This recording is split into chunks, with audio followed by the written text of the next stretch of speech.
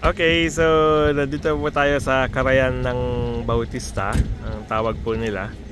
So, part pa rin ito ng San Agustin po yata. Okay. So, anyway, may nagtanong po sa atin kung meron nga bang off-road capability itong dragster.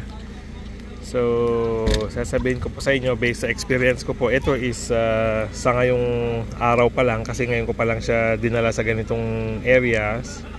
And talagang based sa experience ko po, hindi po siya talaga recommended.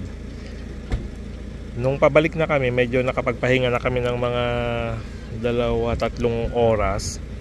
Pero talagang sa sobrang tagtag po niya, parang gustong lumabas ng kinain natin kapag lalo na sa mga bagong kain. So hindi po ito pang motor na pandala dito sa ganitong mga area, lalo na pag mabato. Siguro pag medyo maalikabok, I mean pag ganito lang, mga loose gravel, okay pa po ito, manageable. And then kanilang paakyat kami, makwan po siya, magalaw, naglalaro siya left and right, madulas. So anyway, nung downhill naman, sinubukan kong biglain yung preno. Pag individual brakes like front sa rear, gumagana po yung anti-lock niya, anti-lock braking system niya, yung ABS. Pero kapag pinagsabay mo silang dalawa, wala na po, wala na siyang ABS capability. Okay?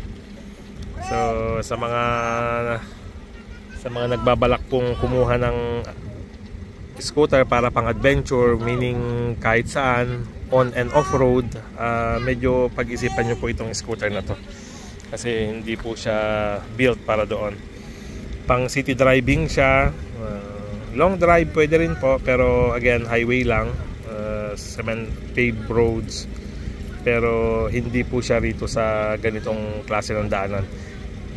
So parang parang kumbaga sa sobrang tigas niya, akala mo masisira mo siya pag binilisan mo siya. Okay? So yun lang po ang ating update sa ating Italjet Dragster 200. Okay.